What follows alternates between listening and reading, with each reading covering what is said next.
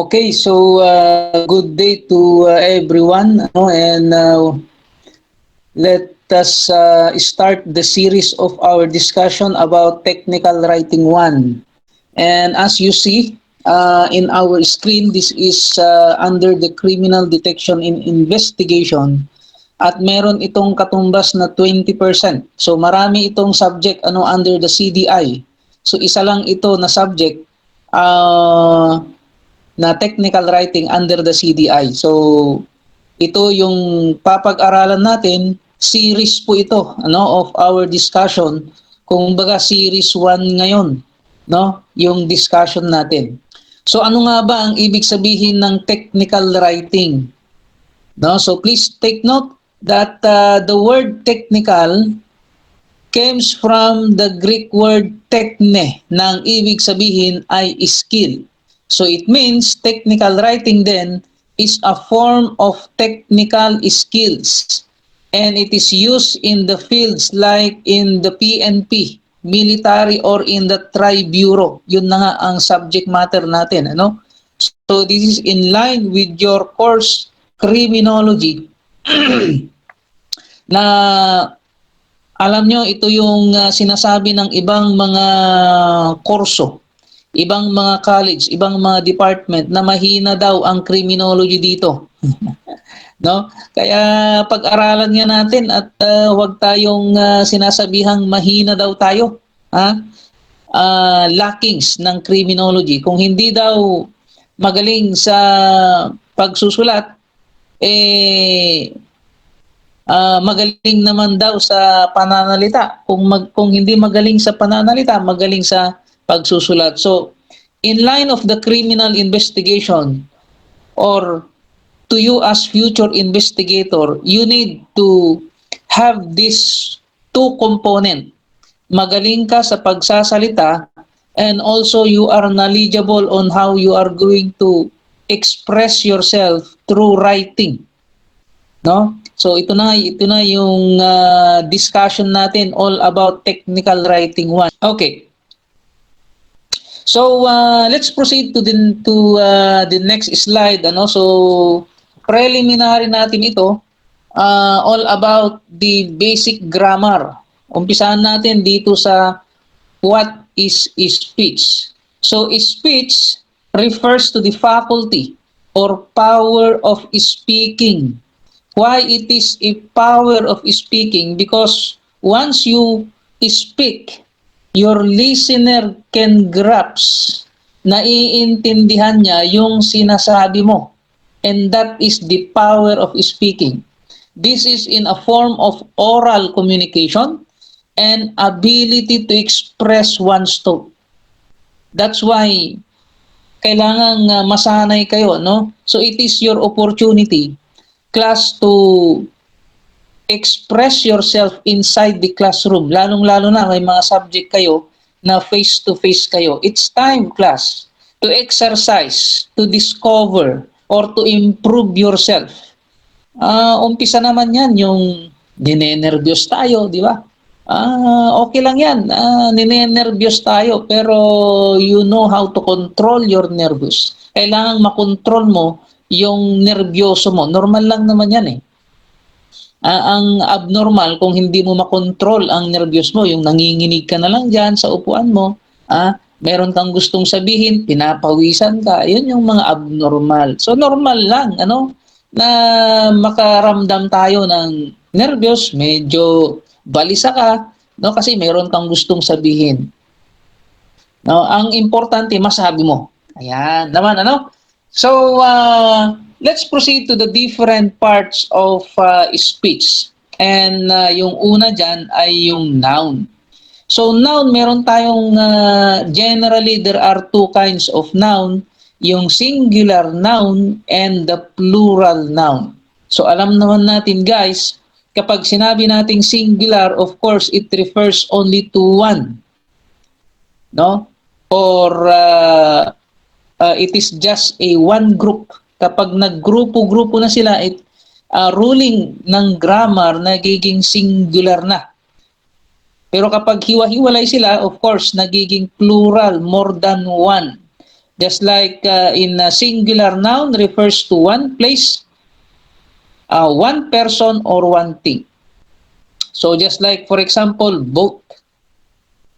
So mag-isa lang, lion, no? Monkey. We have also the plural noun, more than one, of course with S. Generally, pag for us to understand kung yan ay singular or plural with S, that is the general rule. Kaya instead na baby, kung marami sila, babies. Horse, horses. Cat, cats. Okay? So, ano nga ba ang noun? So, noun is the largest part of speech, no? Meron tayong mga iba't ibang klase or kinds of noun. Number one is the abstract noun. Bakit ba tinawag na abstract noun? Ano nga ba kasi ang abstract? Pag sinabi nating abstract, that refers to the summary or short statement. Okay? Pero before we proceed to the example, ang ibig sabihin ng abstract noun, name something that is non-physical, that one cannot readily perceive through our five senses. Okay? So hindi mo nahahawakan, hindi mo naaamoy, no? Etc. Under the five senses. Other definition of abstract noun is that something that no physical existence. Hindi mo nakikita. Example, nationalism. Nakikita mo ba yung pagkamakabayan? Hindi. Pero ang tawag dyan ay nationalism. Terrorism also. No? Delinquency. Those are an abstract noun. It is a short statement or it is a summary. Okay? Another example is morality. Okay? Credibility. No?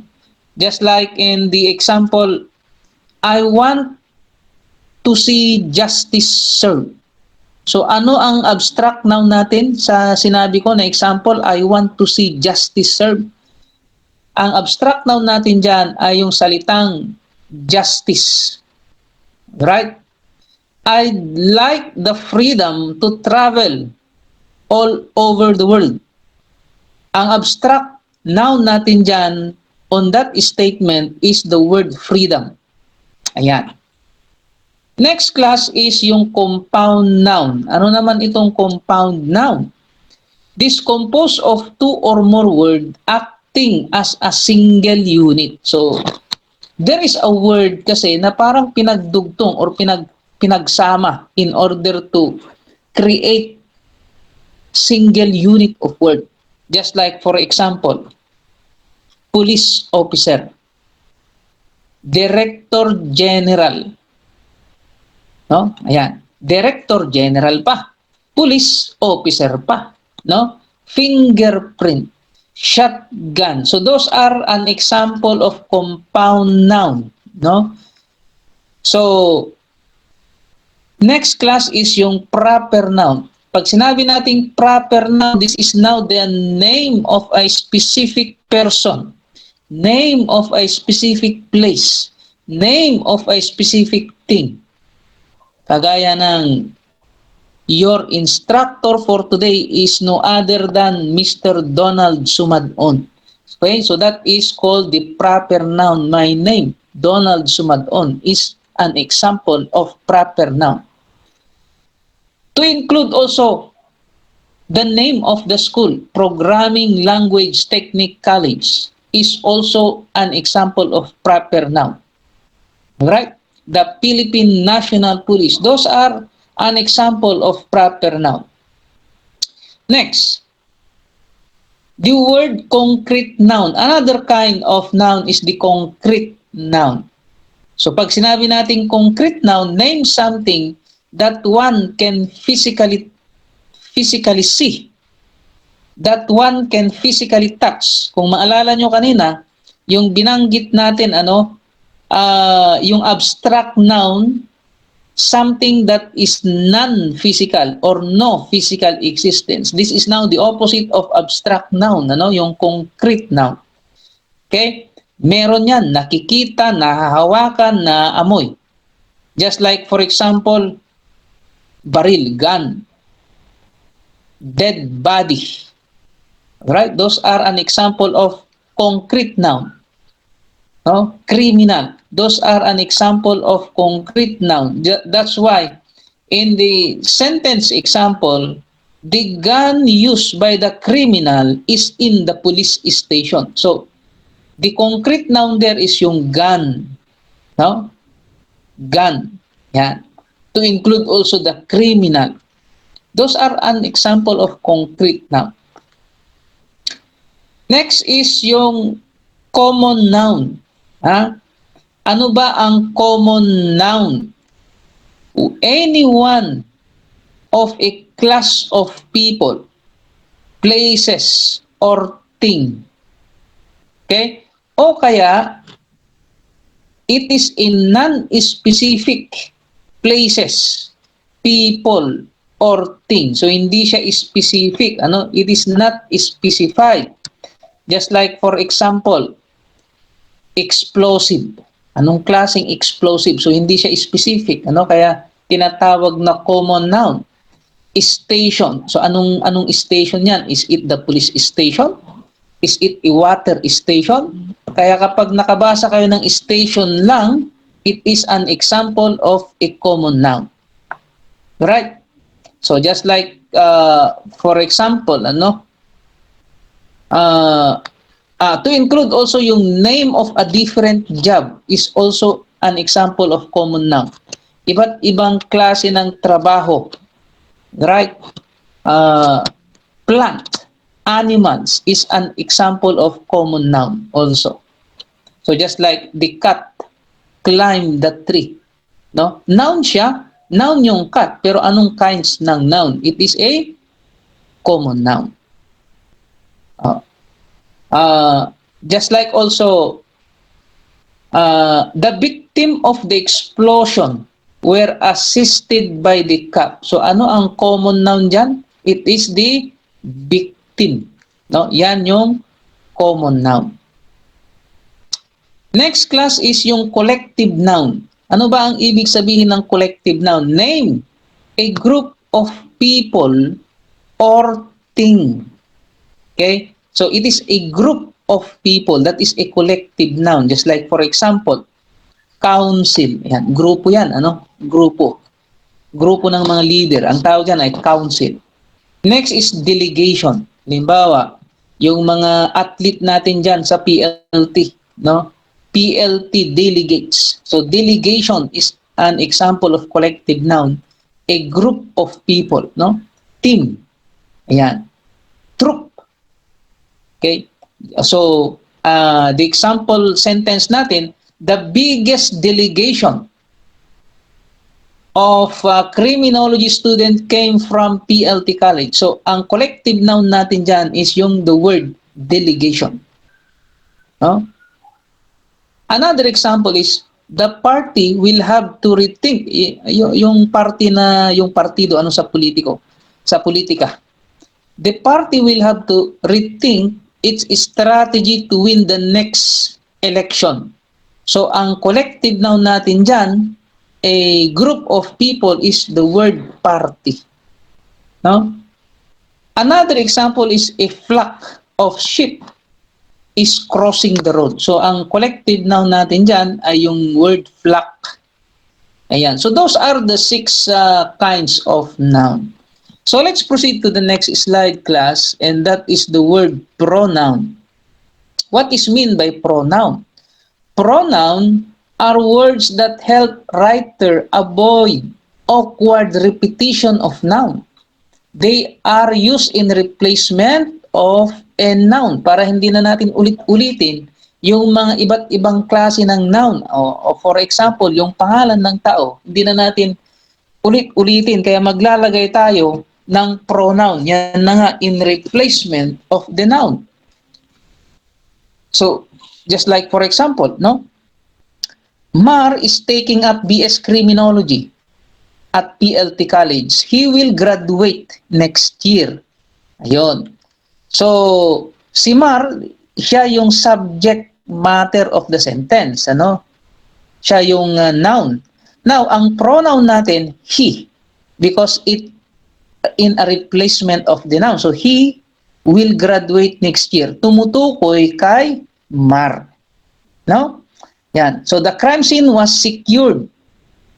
The police officer cordoned it. Yung it, yan yung crime scene. Ano? That is an example. No? So, just like makikita nyo dyan sa slide natin, I asked her. So, tinanong ko siya if the headphones were hers. Yan.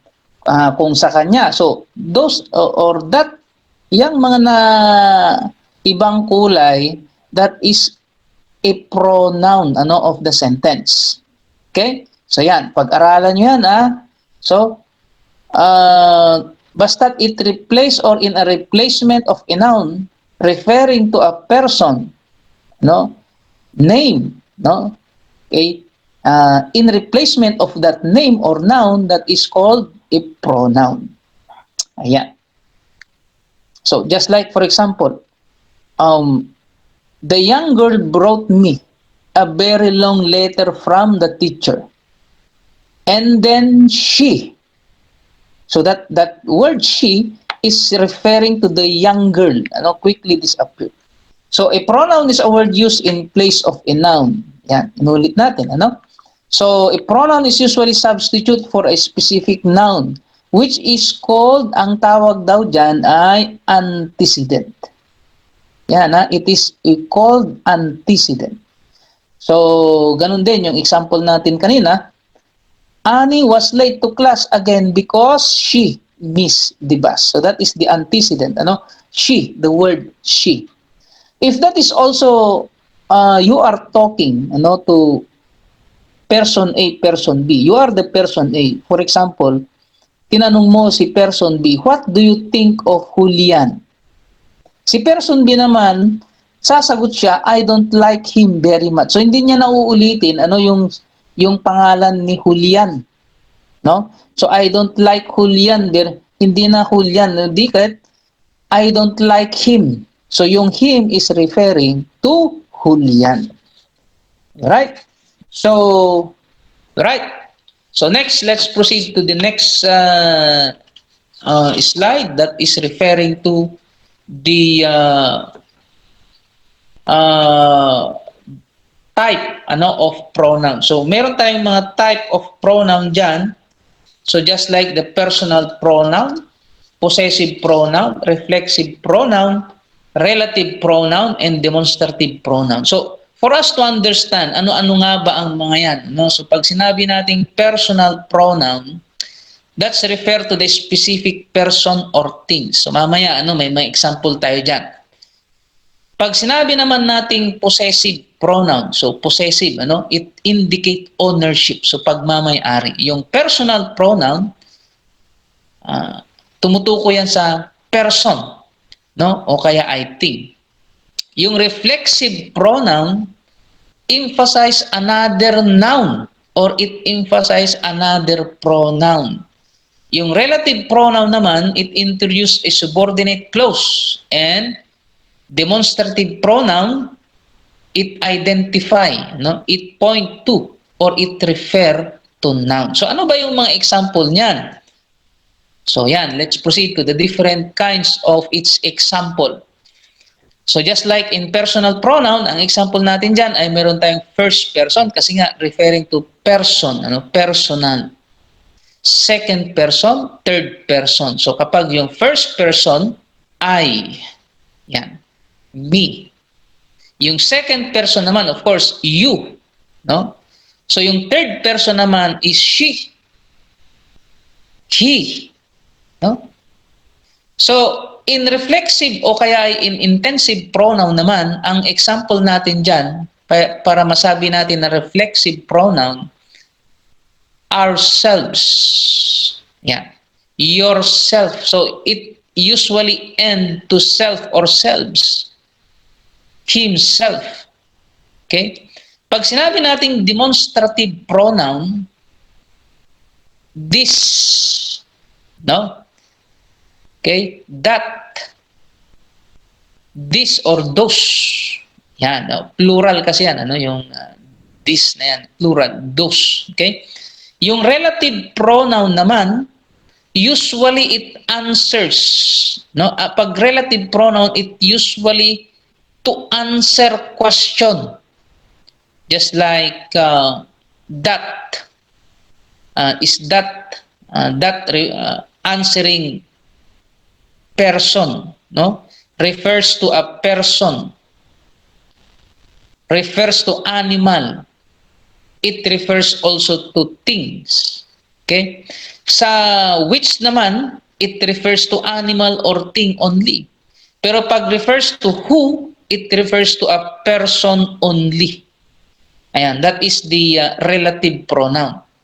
Okay? Yung interrogative pronoun naman sa salitang interrogative, okay? These are used to begin a direct question o kaya ay indirect question. Kaya kapag nagtatanong kayo, no? So, pag alam naman natin, pag interrogative, you are digging up who is the criminal or who is the suspect. Pag sinabi naman natin indefinite pronoun, so wala kang you are not referring to someone, you are not referring to a particular person. Kaya nga ang example diyan is anybody. Yeah. So kaya example, anybody na mga sladige dati ag cheat na nalaman mo na may nangodigo. Anybody of you who cheated during the quiz, parang ganon, no? Everybody, nothing, all, each, nobody. Those are an example of indefinite pronoun. Right? Now, let's proceed to the verbs. Ano ba ang verbs? So, alam natin ito, ano? Pag sinabi nating verbs, these are words that describe what the subject of a sentence is doing. O kaya ay, in short, these are an action word. Okay, these are an action word. Just like, Jeffrey builds a house. So, builds, that is the verb, ano? Anita is thinking. Yan yung ginagawa ni Anita. No? In the subject or in the sentence, yan yung ginagawa niya. Sabi nga sa definition, ano? Sentence what the subject of a sentence is doing. Kung ano yung ginagawa ni subject sa sentence. Just like sa example natin, Anita. Anita is our subject, our noun, thinking. Ano yung ginagawa ni Anita? Thinking. Ayan. True love exists. Ayun. Exists is also a verb. No? So, every sentence must have at least one verb. Sabi dyan. Ano? And of course, it has also a thought. Yung maawatan. No? Pero may mga instances din, class, that sentence can consist solely of a single verb in an imperative form. Kumbaga maawatan nga dagusin. Just like, for example, run. Ano? Sinabihan mo, sumigaw ka ng run sa kasama mo. This example that implied the subject is you. Halimbawa, takbo ka na kasi may aso. Yung aso namin nakawala. Kaya run. Kaya pag sinigaw mo na takbo, ikaw na yung tinutukoy na tumakbo. Hindi na kailangan, Juan de la Cruz, tumakbo ka na. Yung marami ka pang sinasabi. That is a short, kaya nga a single verb, it is an imperative form. So, it implied na ikaw na yung tinutukoy. So, meron din tayong mga examples of the kinds of verb. So, number one is the action verb. Ano nga ba ang ibig sabihin ng action verb? Sa salitang action, no? Action verb. Make up the majority of the English verbs. They express either physical or mental action. That is what someone or something does, yung ginagawa niya, did, or will do, or gagawin pa lang. No, it is considered as an action verb. So, example, the suspect attempted to jump over the fence. So, ang action verb natin dyan ay yung attempted. no, to jump over the fence. The police officer, another example is the police officer blows his whistle. No? So, blows his whistle. So, ang action word natin dyan, or action verb natin dyan, ay yung blows. Next is yung linking verb. So, ano ba naman itong linking verb? So, linking. Kumbaga, to link. No? This verb serve a more passive function because it just simply express conditioning showing that something exists. Example, John Raymond is an outstanding law enforcer. So, linking yung is. Sino ba si John Raymond? Outstanding law enforcer. So, kaya ka sa sentence para ma-link mo na si John Raymond ay outstanding. So, John Raymond is, ayan, linking verb yung is, an outstanding law enforcer. Okay? Next, ano naman yung be verbs? These are the most common linking verb daw. Ano, yung mga common daw ito. When be verbs act as linking verbs, they express the condition of the subject. Just like ang example, the suspect are inside the interrogation room. No? The suspect will be subjected to a lie polygraph test. So, ang mga example sa be verb, are, is, yan ha. So, where, will be, was, yan. Yan ang mga example natin. Next is yung transitive verb.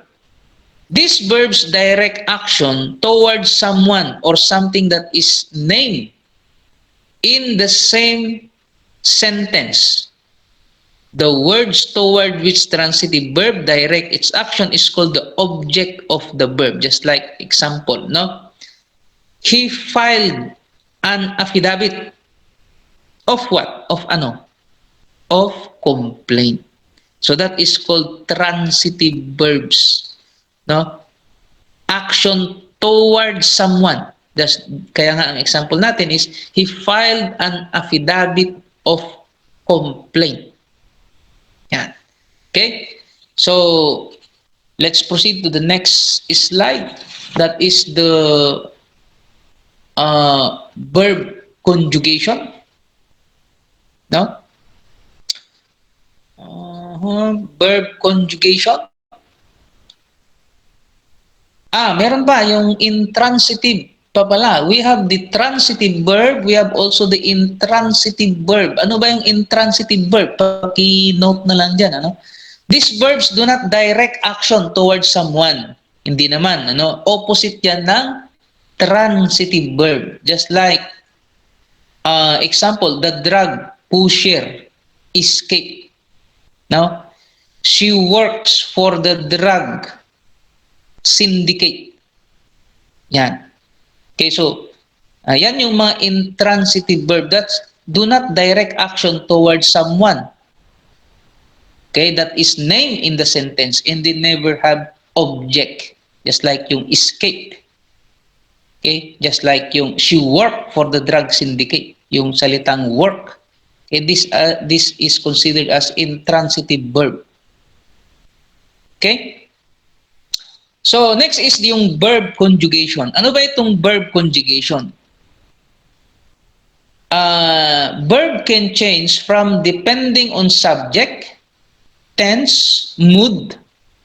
No? Ito daw ang tinatawag na conjugation. So, there are 6 subjects forms in English. Just like yung I, no? Yan yung mga subject, ano? You, yan yung mga subject.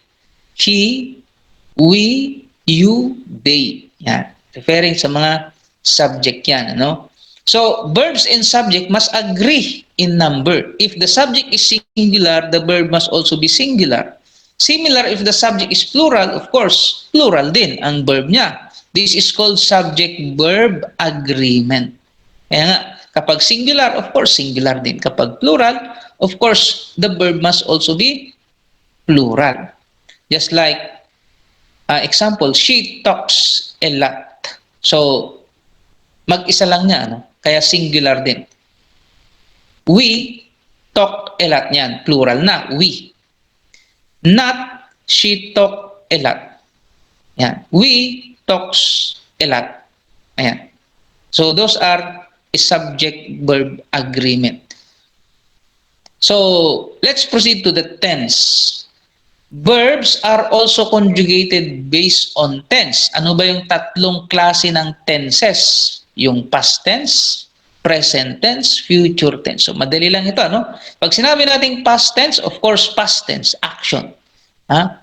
Yung past. Kung kaya sabi nga nila, if past, past is past. No? Huwag nang balikan ang nakaraan. Past tense, action has taken place. Yung mga tapos na.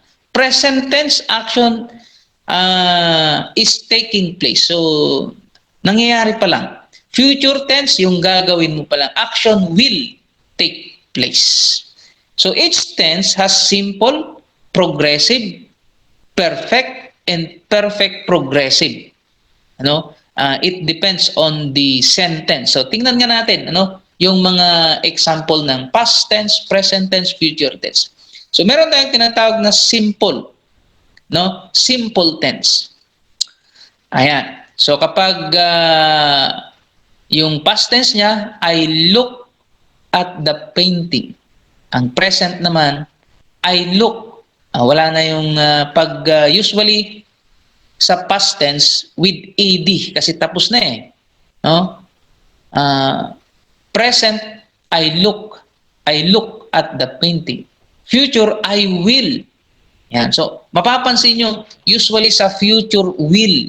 Kasi nga, future yan eh. I will look at the painting. I will be looking at the painting. Yung progressive, of course, I was looking at the painting. No? Present, I am looking at the painting. Kasi nga, nangyayari eh. Yan, progressive. I will be looking. Yan. Perfect tense naman, I had look at the painting. I have looked at the painting. No? So, perfect progressive, I have been looking at the painting. Yan, ano? So, depende, ano? Yan yung guide natin eh. Ito yung guide natin. Kaya para masabi natin na ito yung simple tense, ito yung progressive tense, ito yung perfect. Okay, perfect progressive. Okay? Yan yung mga this will be our guide in this sentence na gagawin natin. Okay? Now, let's proceed to the next, yung mood. Pag sinabi nating mood of a verb indicates the tone and intention of the sentence. So, depende daw. There are 5 grammatical moods in English. Just like yung indicative mood, imperative mood, interrogative mood, conditional mood, and subjunctive mood. Pag sinabi nating indicative mood, ang function niya ay to express a fact. Nagsasabi ka ng totoo. Just like example, Tony likes chocolate. Tony is the killer. Yan, indicative mood. Yung imperative naman, express a command.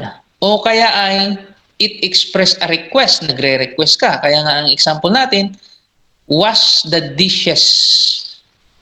Yan. So, command yan pautos.